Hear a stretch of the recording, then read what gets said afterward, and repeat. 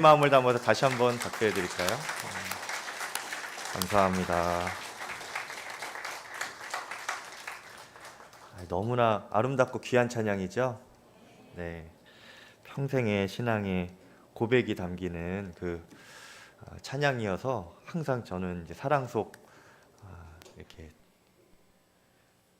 축성하실 때가 정말 큰 은혜가 있습니다. 여러분도 다 큰 은혜 받으신 줄 믿습니다. 제가 예전에도 한번 말씀드린 적이 있는데요. 제가 시골 교회에 이렇게 섬길 때에 가끔 이렇게 교회 뒤편에다가 쓰레기를 태울 때가 있어요. 도시는 그것이 잘 허락이 안 되는데 시골은 쓰레기 차가 안 옵니다. 그래서 해결을 해야 돼요. 그래서 이렇게 음식은 땅에 묻든지 하고 쓰레기는 웬만한 건 태우는데, 종이 같은 건 태우는데, 제가 이제 불을 붙이고 활활 태우다 보면은 종종 이렇게 아직 탈 것이 이렇게 남아 있는데 그 불길이 금세 사그라 들어갈 때가 있습니다. 제가 불을 잘 못 피는 거죠. 웬만해서는 그렇게 불길이 사라지면은 스스로 다시 일어나질 않더라고요. 그래서 다른 더 센 불로 이렇게 가져와서 붙이거나 토치로 이렇게 붙이거나 그렇게 해야 또 겨우 다시 붙습니다. 스스로 보면은 잘 일어나지가 않아요.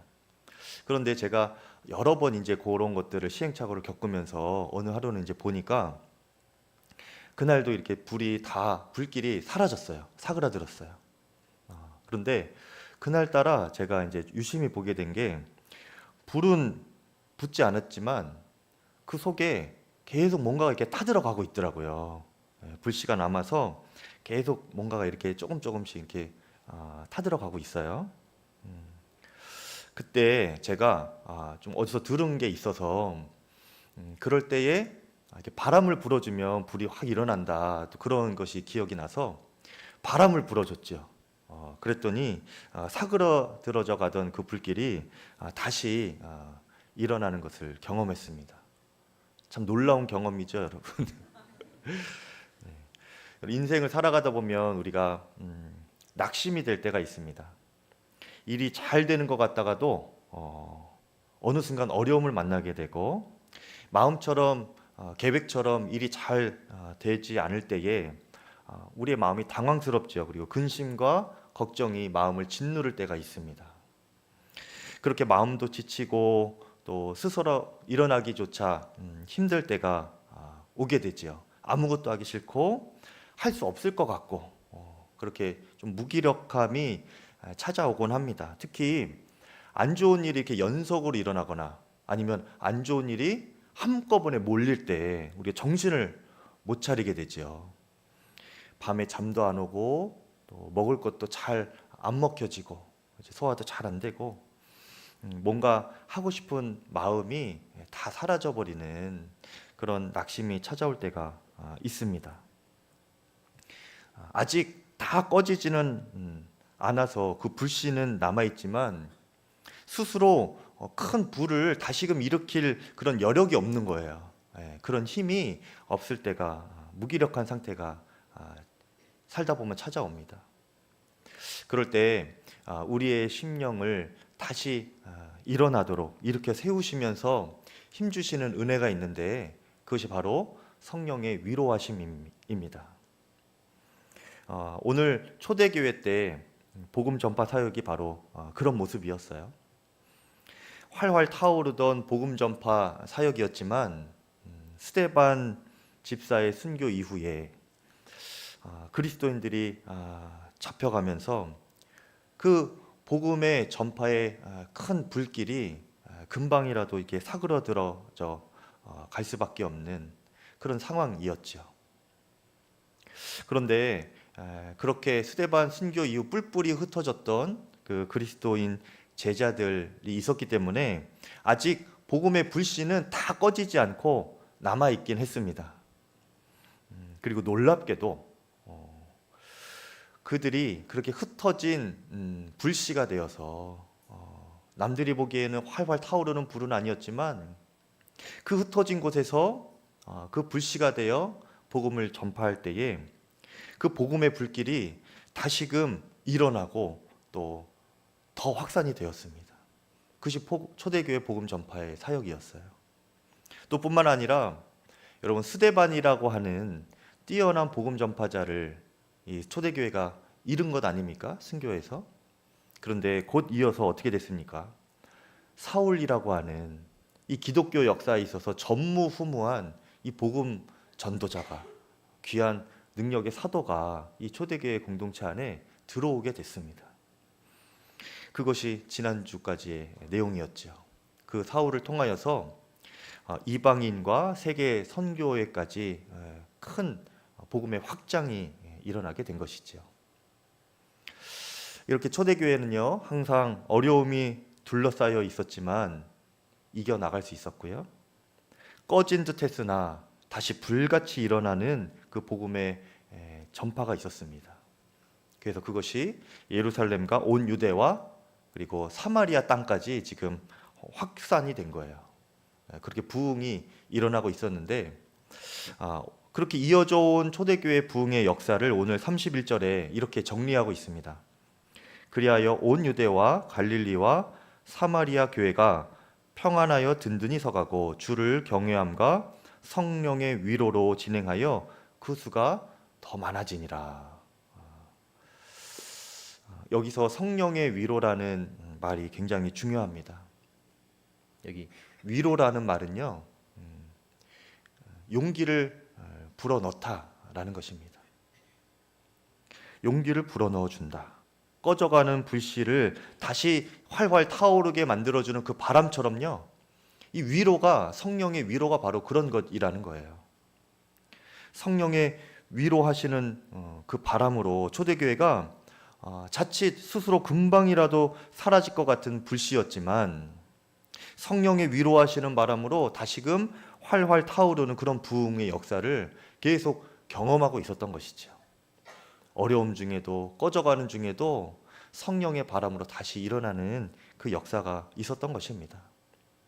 여러분, 성령 충만하시기를 바랍니다. 이것은 성령의 능력을 덧입고 살아간다 라는 뜻이기도 하지만요, 이 성령 충만하다는 것은요, 성령께서 주시는 위로가 우리 마음과 우리의 삶 가운데 임하게 된다는 거예요. 그 성령의 위로로 우리가 다시 일어나게 된다는 것이 성령 충만의 역사에 담겨 있는 또 하나의 내용이기도 합니다. 여러분, 그렇게 성령 충만해서 우리의 삶에 능력이 더해지는 것도 굉장히 귀한 일이지만요, 때로는 다 쓰러져 있을 때, 마음이 낙심되고 스스로 일어날 힘조차 전혀 없을 때에 그때 일어설 수 있는 것도 여러분 큰 능력입니다, 여러분. 네. 제가 허리가 한번 나가서 안 좋아져서 누워 있어야만 했던 그런 날이 있었어요. 그때 정말 못 움직이겠더라고요. 그리고 이게 몸을 이렇게 뒤척이기도 어려운, 꼼짝 못하는 그런 상황이 있었습니다. 그때 제가 무슨 생각을 했냐면, 내가 정말 스스로 일어설 수만 있어도 기적이겠다, 이런 심정이더라고요. 그래서 그때 기도가 하나님 정말 일어설 수만 있게 해주십시오, 간절한 기도 제목이었어요. 여러분, 아무것도 못하고 꼼짝없이 누워 있어야만 하는 그런 일을 만나면, 순간을 만나면 그냥 일어서는 것 자체가 기적입니다. 여러분도 한 번쯤은 다 경험해 보셨을 것입니다. 여러분, 그런 면에서 보면 우리 양평감리교회가 지금 성령 충만의 역사 가운데 있는 것이죠. 네. 여러분, 다음 주면은요, 고 이구영 목사님 일주기입니다. 하나님 품에 안 계신 지 1년이 되는 날인데요. 여러분, 1년 전만 해도 교회가 어땠습니까? 갑작스럽게 담임 목사님을 잃게 되고 그 아픔 전후로 교회가 참 힘겨운 시간을 보냈죠. 제가 부임하고 나서 어떤 분이 이런 말씀을 하시더라고요. 제가 이제 와서 말하는데 우리 교회는 정말 바닥까지 다 무너진 교회입니다. 저에게 이런 말씀을 해주시더라고요. 듣는 저의 마음도 많이 아팠습니다. 얼마나 성도님들이 마음고생이 심하셨을까, 그동안 얼마나 많은 고생을 하셨을까? 그런데 여러분 지금 생각해 보면 이렇게 사모하는 마음으로 여러분 예배를 드리고 또 성도님들의 마음에 하나님을 향한 믿음과 사랑이 얼굴에서 지금 다 드러나는 것을 보면 여러분 참 기적과 같은 일 아닙니까? 다 무너졌던 교회에서 이렇게 정말 주님 안에 예배당에 와서 서로 여러분 얼굴 서로 보세요. 여러분 얼굴빛이 얼마나 달라졌습니까? 1년 전보다. 그렇죠? 네, 너무나 감사한 거예요. 성령 충만의 역사이죠, 여러분. 교회와 성도들을 성령께서 위로하시고 힘주셔서 지금 이렇게 우리가 정말 하나님께 영광 돌리고 사랑이 넘치는 이 표정으로 예배드릴 수 있는 것 아닙니까? 여러분 우리 개인의 삶 가운데서도 마찬가지입니다. 우리 개인과 가정과 또 여러분 섬기시는 직장에서도요, 이러한 성령의 위로하심의 역사가 있기를 축복합니다. 그래서 일으켜 주시는 역사가 있기를 바라요. 그리고 뿐만 아니라 활활 타오르는 정말 성령의 충만함, 불과 같은 성령의 역사가 여러분 개인과 가정과 직장 안에도 충만하시길 축복합니다. 또 우리 교회 위에도 더 성령의 불같은 부흥의 역사가 일어나기를 믿습니다. 그런데 많은 사람들이요, 그 성령께서 주시는 위로를 잘 느끼지 못할 때가 많습니다. 왜 그런가 하면 여러분 성령께서는요, 위로를 주실 때에 사람을 통해서도 주신다라는 것을 모르기 때문에 그래요. 성령께서는 우리를 직접 위로해 주시기도 하지만 많은 경우에 성령님은 우리에게 사람을 통하여 위로를 해 주십니다. 그렇게 우리의 마음을 일으켜 주시는 거예요. 오늘 말씀에 나오는 이제 사울 외에 바나바라는 사람이 있는데 그가 바로 그런 성령의 위로의 사람이었습니다. 20절을 보면요, 이 사울이 눈을 뜨고 기력을 회복한 후에 지난 시간에 거기까지 봤죠. 그리고 난 후에 오늘 말씀에 즉시로 주의 복음을 전하게 됩니다. 먼저는 각 회당에 돌아다니면서 예수 그리스도의 복음을 전하게 돼요. 근데 여러분 회당이라는 곳은 어떤 곳입니까? 유대인들이 유대교로 모인 곳이에요. 그 회당에 모인 사람들이요, 이 사울의 예수 그리스도의 십자가 복음을 듣고 깜짝 놀랍니다. 왜 그런가? 여러분 이 사울이 어떤 사람이었습니까? 며칠 전까지만 해도 예수를 믿는 그 기독교인들을 핍박했던, 잡으러 다녔던 유대교의 앞잡이였어요. 네. 자신들이 그렇게 보낸 앞잡이였습니다. 그런데 그렇게 기독교인들을 잡아가두고 핍박하던 그 핍박자가 한순간에 이 그리스도인들의 편이 되어서 지금 이 유대인들에게 와서 이 예수 그리스도의 십자가 복음을 전하고 있는 거예요. 그러니까 얼마나 기가 막힙니까? 얼마나 깜짝 놀랄 일이에요. 예수가 하나님의 아들이십니다. 우리의 유일한 구원자는 오직 예수 그리스도입니다. 당신들이 그 예수를 믿어야 합니다. 이것을 유대 사람들에게, 유대인들에게 지금 말하고 있는 거예요. 증거하고 있는 겁니다. 이 십자가 복음을 듣고 유대교 입장에서는 크게 당황했고요. 또 마음에는 심한 배신감도 느끼지 않았겠습니까? 심각한 거예요. 그러니까 보통 사람 같으면 그런 분위기 가운데서 느끼잖아요. 그렇죠? 이 은혜 받는 분위기가 아니라 심히 당황하는 분위기인 겁니다. 지금 여러분들 표정 같이 이렇게 당황하는 표정인 거예요. 그런데 보통 사람 같으면 그런 배신감을 느끼는 것 같은 그런 분위기에서 더 말을 못합니다. 그런데 이 사울은 어떻게 했어요? 22절에 보니까 이 성령의 능력이 있었어요, 이 사람이. 그래서 더 힘을 얻어서 오히려 더 예수 그리스도의 십자가 복음을 담대하게 더 전합니다. 대단한 사람인 거죠. 유대인들이 듣다가 이 도무지 이해할 수 없고 이해하기도 싫고 용납할 수도 없는 그 사울의 복음 전파를 더 이상 듣기가 싫었습니다. 더 이상 참지 못하는 그 심령이 되어서 이 사울을 죽여야겠다, 이런 마음까지 드는 거예요. 23절에 여러 날이 지나매 유대인들이 사울 죽이기를 공모하더니 라고 했죠. 근데 그냥 공모한 것에 그친 것만은 아닙니다, 여러분. 그냥 생각으로만 갖고 있는 것이 아니고 이들이 사울 죽이는 것에 진심이었어요, 마음이. 그래서 이 사울을 잡아 죽이려고 그 성문을 밤낮 조를 나눠서 지키고 있었습니다. 빠져나가지 못하게 지키고 서 있다가 잡아서 죽이려고. 그 정도로 지금 이 사람들이, 유대인들이 화가 난 거예요. 어디 감히 우리 회당에 와서 예수라는 그 자의 이야기를 꺼내? 용납을 못한 거였죠. 다행히 이 사울이 그 기독교인 제자들의 도움을 받아서 성벽에서 광주리에 담겨져 가지고 달아 내려져서 빠져나가긴 합니다. 그래서 이제 예루살렘으로 가지요. 그리고 그곳에서 이제 이 사울이 예루살렘에 있는 그리스도 교인들을 만납니다. 제자들을 만나요.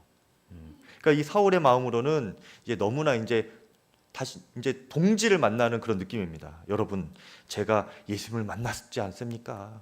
예수님께서 나를 찾아오셔서 예수님을 설명해 주셨고, 제가 예수님 안에서 거듭나서 눈이 뜨여지고 내가 기독교인이 되었어. 예수 십자가 복음을 전하는 전도자가 되었습니다. 내가 이제 당신들과 동지입니다. 그러면 이제 사람들이 막 맞아주고 그럴 것을 이제 기대하고 갔는데 거기서 이제 예루살렘에 있었던 제자들의 반응이 달랐어요. 사울의 회심에 대해서 전혀 신뢰하는 마음이 없었던 것입니다. 소문으로는 이제 듣기로는 사울이 변했다는 소문이 들리기는 했는데 이것을 선뜻 믿지는 못하겠는 거예요. 오히려 그에 대한 불신이 가득했고, 또 마음 한편으로는 저 사람 지금 간첩처럼 이렇게 위장해서 우리를 잡아 다 가두려고, 일망타진하려고, 그렇게 그냥 스파이처럼 온 거 아니야? 우리를 잡으려고 온 것 아닌가? 이러한 마음의 두려움까지, 의심까지 가득했습니다. 그런데 이때에 이제 바나바라는 사람이 등장을 해요. 바나바가 그 사울과 예루살렘 제자들 사이에 이렇게 서서 이렇게 설명을 해주죠. 이보시오들, 이 사울이 한 말이 맞습니다. 예수님께서 이 사울을 찾아오셔서 그 원수와 같았던, 기독교 그리스도의 원수와 같았던 이 사울에게 사명을 주셨습니다. 예수를 전하라고 했고 복음을 전파하라고, 이방인을 위하여 택한 나의 그릇이다. 주님이 그에게 말씀하셨습니다. 그리고 그가 그 예수님의 명령을 받고 직분을 받고 다메섹에서도 그렇게 복음을 전하다가 아주 죽을 뻔했습니다. 그리고 지금 도망 나와서 여러분들에게 온 것입니다. 이렇게 그냥 자세하게 설명을 해줘요. 그런데 여러분, 여기서부터가 이제 중요한 거예요. 어떤 사람이 이렇게 설명을 한다고 해도 그것을 그대로 믿을 수도 있지만 믿지 못할 수도 있지 않습니까, 여러분? 말하는 사람에 따라서 다른 거예요. 어떤 사람이 말하느냐에 따라서 이것을 믿느냐 믿지 못하느냐입니다. 가뜩이나 지금 제자들의 입장에서는 정말 그들의 목숨이 달린 문제이고, 그렇죠? 그리고 본인들이 목숨을 걸고서라도 지키고 있었던 그들의 믿음이 달린 문제입니다. 그들의 공동체가 달린 문제예요. 그러니 보통 믿음으로는, 보통 신뢰감을 갖지 않고는 이 바나바의 말을 믿을 수가 없는 겁니다. 그렇죠? 그런데 이들이 이 바나바의 말을 믿게 돼요. 왜 그런가? 그래서 주님이 이 바나바를 사용하신 거죠. 성경에 보면요, 이 바나바에 대해서 소개하기를 어떤 사람이냐, 그가 위로의 아들이다, 그리고 성령 충만한 사람이다, 이렇게 소개하고 있습니다. 우리 두 구절만 한번 볼게요. 사도행전 4장 36절에 보니까 구브로에서 난 레위족 사람이 있으니 이름은 요셉이라. 원래 이름이 요셉이에요. 그런데 사도들이 일컬어 바나바라 이렇게 불렀는데요, 그 바나바의 이름의 뜻이 무엇이냐면, 번역하면 위로의 아들이라 이렇게 말하고 있습니다. 그리고 사도행전 11장 24절에 가보면은 또 이런 소개가 나옵니다.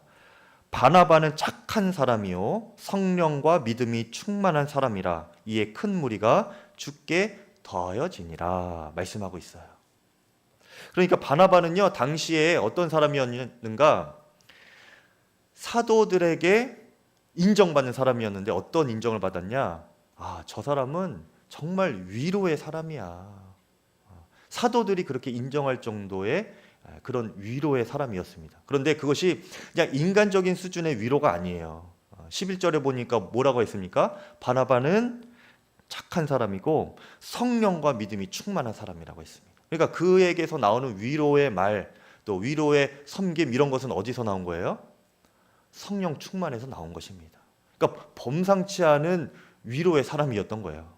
그것을 사도들이 인정할 만한 그런 사람이었던 것이죠. 그 바나바가 오늘 이 예루살렘 제자들의 마음을 움직이는 그 위로의 말을 한 것입니다. 제자들의 불신과 두려움으로 가득한 그 마음에 믿음과 또 하나됨에 대한 소망을 이게 불어넣은 것이죠. 그런 위로의 말을 바나바가 한 것입니다. 여러분, 여기서 우리가 알게 되는 것이 있어요. 먼저는요, 성령 충만한 사람들도 서로 돕고 또 도움을 받을 줄 알아야 한다는 것입니다. 여러분, 이 사울이요, 아무리 부활하신 예수님 만나고 거듭나고 성령 충만을 받았다 할지라도 그가 자기 혼자서 그 복음 전파의 사역을 혼자 능력으로 감당할 수 없었습니다. 그가 복음 전하다가 죽을 뻔했잖아요. 그래서 다른 사람의 도움을 받아서 이렇게 달아날 수 있지 않았습니까? 그리고 이 예루살렘 공동체에서도 불신으로 배척을 당할 수밖에 없는 상황이었어요. 근데 그때 이 바나바를 통하여서 중재가 되고 그 제자 공동체에 들어갈 수가 있게 된 것입니다. 여러분, 서로 돕고 돕는 우리 성령 충만한 성도 되기를 축복합니다.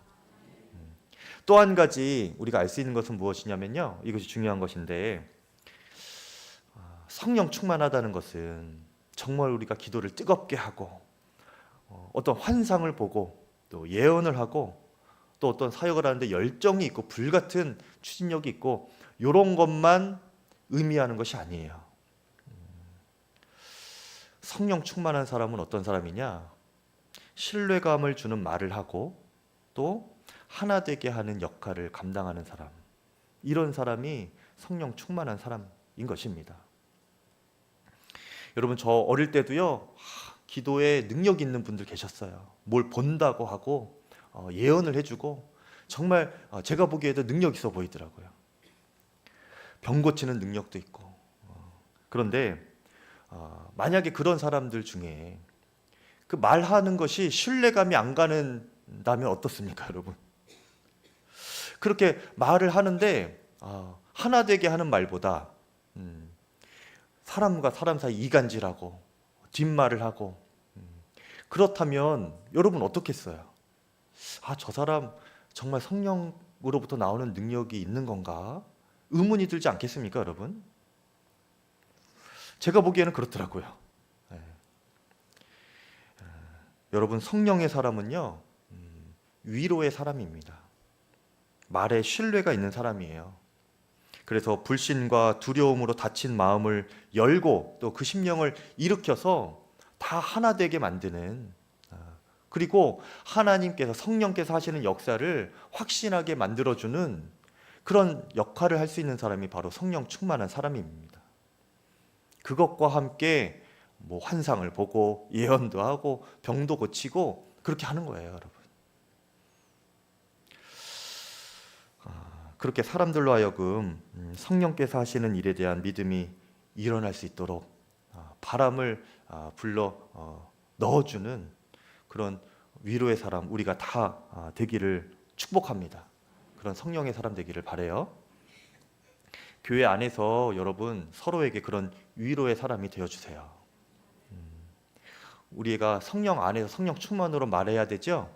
그런데 그것은 어떤 것이냐면, 우리가 성령 충만을 구하면서 어떤 이와 대화하고 말을 해줄 때에 그 상대의 마음을 이렇게 일으켜주는, 또 그 상대의 마음이 일어설 수 있게 해주는 그런 말을 하는 겁니다.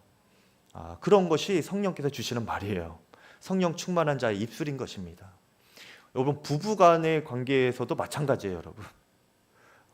서로의 단점을 말해주는 것이 아니고요. 그것은 본인이 잘 알고 있습니다. 서로의 마음을 일으켜주는 그런 말을 여러분 할 수 있기를 바랍니다. 여러분, 가족들과 이야기할 때 우리가 잘 안 되는 것이 이런 부분이에요.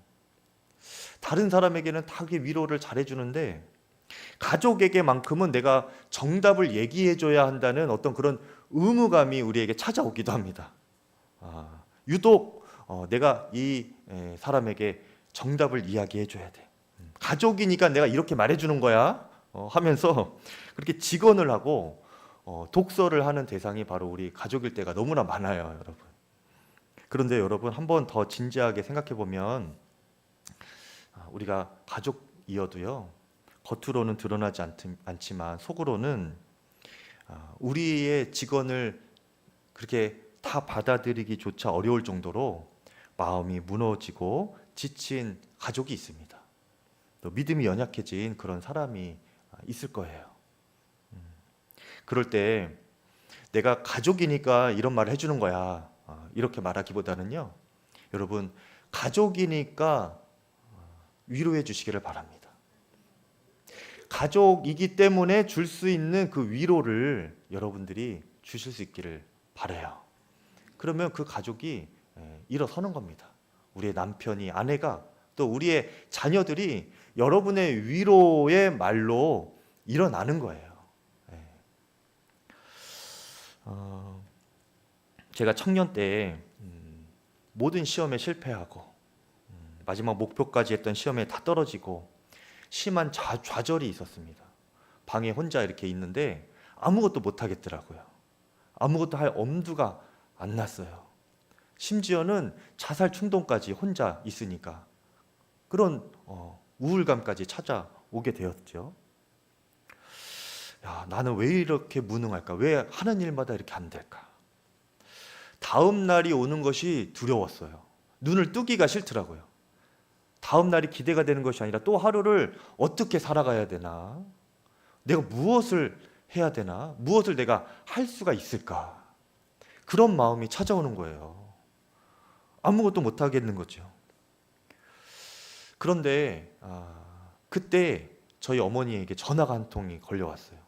평소에 이렇게 연락을 거의 자주 안 할 그런 시기였는데 갑자기 연락이 오셔서 전화를 제가 받았는데, 그냥 이렇게 어머니니까 일상적인 이야기를 물으시죠. 밥은 먹었냐, 또 아픈 데 없냐, 지내기 괜찮냐, 이렇게 물으셨어요. 그런데 제가 어머니한테 뭐 이렇게 힘들다 이런 이야기를 한 번도 안 했었거든요, 그 전까지는.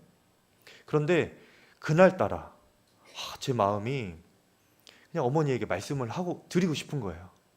엄마, 나 시험에 떨어졌어. 그러니까 어머니가 저에게 무슨 말을 해주셔야 되는데 그 이후에 대답이 없는 겁니다. 한참을 이렇게 침묵 가운데 우리가 서로 전화기 붙잡고 이렇게 있다가 어머니가 한참 있다가 한마디 하셨어요. 괜찮아, 우리 아들. 다른 거 하면 되지 뭐. 이렇게 말씀을 해주시더라고요. 그때 그 어머니가 저에게 해주신 그 위로의 말 한마디가 비록 어머니가 저하고 같이 있진 않았지만 어머니 품에 안겨 있는 것 같더라고요. 아무 근심 걱정 없이 내 주변에서는 어떤 일이 일어날지라도 정말 그냥 제가 만족함을 누리고 평안함을 누리고 그렇구나, 다른 거 하면 되는구나, 이런 생각이 드는 거예요. 그래서 다른 거 했습니다, 여러분.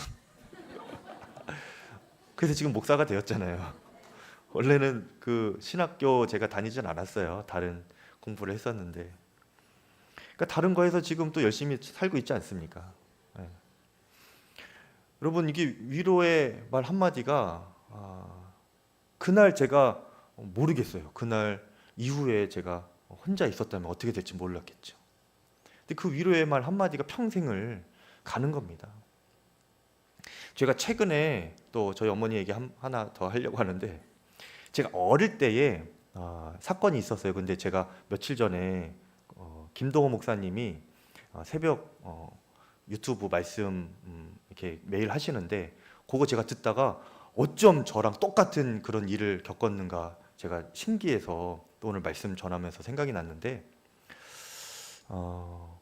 제가 어릴 때에 동네 이렇게 친구들과 형들하고 이렇게 놀고 있으면 그 동네마다 개가 있죠. 개. 강아지가 아니고 무서운 개. 예. 근데 가끔 이렇게 풀려나잖아요. 풀려나서 막 이렇게 돌아다니고 막 물고 그러지 않습니까? 근데 저 어릴 때도 그런 개가 있었습니다. 전문 용어로 미친 개라고 하죠. 놀고 있으면은 미친 개가 와서 막 이렇게 달려오면은 막 혼비백산, 무서워서 도망가지 않습니까? 하루는 제가 놀고 있는데 친구들하고 형들하고 놀고 있는데 그런 일이 일어난 거예요. 그래서 제가 너무나 놀래서, 그런 일을 처음 겪으니까 너무나 놀래서 저녁에 가서 이제 어머니에게 그런 이야기를 해드렸어요. 그럴 때 어머니가 저에게 뭐라고 말씀하셨냐면은, 태연아, 다음부터는 그 개가 너한테 이렇게 달려올 때에 그 개의 눈을 째려봐라. 그러면 도망갈 거야. 이렇게 말씀을 해주시더라고요. 그러니까 이게 뭐냐면요, 도망가려다가 타이밍을 놓치면 어차피 제가 이렇게 달려가는 거, 도망가려는 걸로는 저희가 속도가 안 나니까 어머니가 이렇게 방법을 알려주신 거예요. 타이밍이 늦었다 싶으면은 째려보라는 거예요. 근데 제가 이제 마음에 새기고 있었죠. 그러다가 진짜 좀 있다가 제가 또 그런 일을 만났습니다. 미친 개가 풀려나서 달려오고 있는 거예요. 이렇게 구슬치기 하고 있는데 아이들은 다 도망갔죠. 근데 제가 조금 이렇게 반응이, 여러분, 사실 느려요. 뭔가 좀 행동도 느리고. 근데 저가 이제 타이밍을 놓친 겁니다. 그때 어머니의 말이 딱 생각이 난 거예요. 그때 제가 그 달려오는 그 개의 눈을 이렇게 째려봤습니다. 그랬더니 어떻게 됐는가 하면요, 그 개가 정말 미친 듯이 달려오다가 방향을 바꿔서 도망가더라고요. 여러분, 이게 정말이에요. 사실이에요. 그 이야기를 며칠 전에 김동호 목사님이 날기새 새벽 유튜브 말씀에서 해주시더라고요. 그분은 아버지가 그렇게 알려주셨대요. 아버지가 너 걔가 달려오면 그 정확하게 뒤돌아, 등을 보이지 말고 뒤돌아서지 말고 그냥 째려봐. 그러면 도망갈 거야. 그랬더니 정말 도망갔대요. 저도 어릴 때 그런 기억이 있거든요. 제가 요즘에 이제 목회를 하면서, 여러분들 우리 교회도 제가 이제 부임하고 나서 지금까지 한 2배 정도가 부흥했습니다, 여러분. 교회 학교 아이들도 그렇고. 근데 그러면서 너무나 감사하고 좋긴 하지만 또 이렇게 교회가 예상치 못하게 많이 부흥하게 되니까 또 그 과정 가운데서 이런저런 좀 이렇게 어려움들이 생기기도 하더라고요. 그때 제가 마음이 좀 심란한 것들이 요즘에 있었어요. 그런데 이 말씀이 생각나더라고요. 아직도 기억이 나는 겁니다. 뭔가가 문제가 다가올 때 등을 보이지 말고 정면으로 맞서 나가는 거예요. 째려보는 겁니다, 여러분. 그것이 제 마음에 그 다른 목사님의 말씀을 통하여서 성령의 위로하시는 말씀으로 다가오더라고요. 그냥 정면으로 나아가면 되는 것이구나. 그 마음이 더 일어나는 겁니다. 어떤 문제가 문제로 보이지 않게 되는 거고, 그냥 하면 되는 거지 뭐. 그렇게 나아가는 거예요. 그렇게 성령께서 주시는 위로, 불러일으켜 주시는, 일어서게 하시는 그 역사가 있는 것입니다, 여러분. 여러분에게도 그 성령의 위로가 임하게 되기를 축복합니다. 우리 모두는요, 여러분, 위로가 필요한 사람이에요. 한 사람도 위로가 필요하지 않은 사람 없습니다. 성령 충만한 사람일수록 더 서로를 위로하고 서로 돕고 도움을 또 받을 수도 있어야 되는 거예요. 초대교회가 여러분 어떻게 그렇게 부흥할 수가 있었습니까? 성령의 위로로 부흥했다고 했어요. 여러분 초대교회의 성도들, 제자들 다 잘나서 정말 그 뛰어난 믿음이어서 그렇게 부흥한 것이 아닙니다.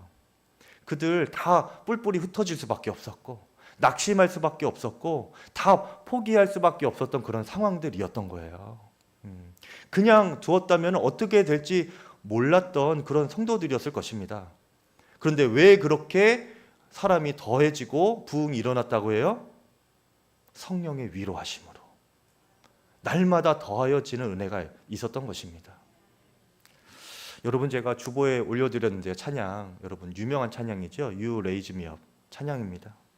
여기 가사에도 나오듯이 여러분의 마음, 여러분의 영혼 가운데 여러분 지치고 피곤하신 분 혹시 계십니까? 근심 걱정이 여러분 마음을 짓누르고 있는 분 혹시 계십니까? 아무것도 하기 싫고 할 수 있을 것 같지도 않고 그럴 때 여러분 성령의 위로하심을 구하시기를 바랍니다. 그리고 기도하시기를 바래요. 기다리시기를 바래요. 그러면 주님께서 일으켜 주실 것입니다. 성령의 위로하심으로 여러분 다시 일어서셔서 여러분도 충만함을 경험하시고 정면으로 돌파하며 나아가시고 또 무너져 있는 다른 사람도 일으켜 주실 수 있는 그런 성령의 사람, 위로의 사람 다 되실 수 있기를 축복합니다.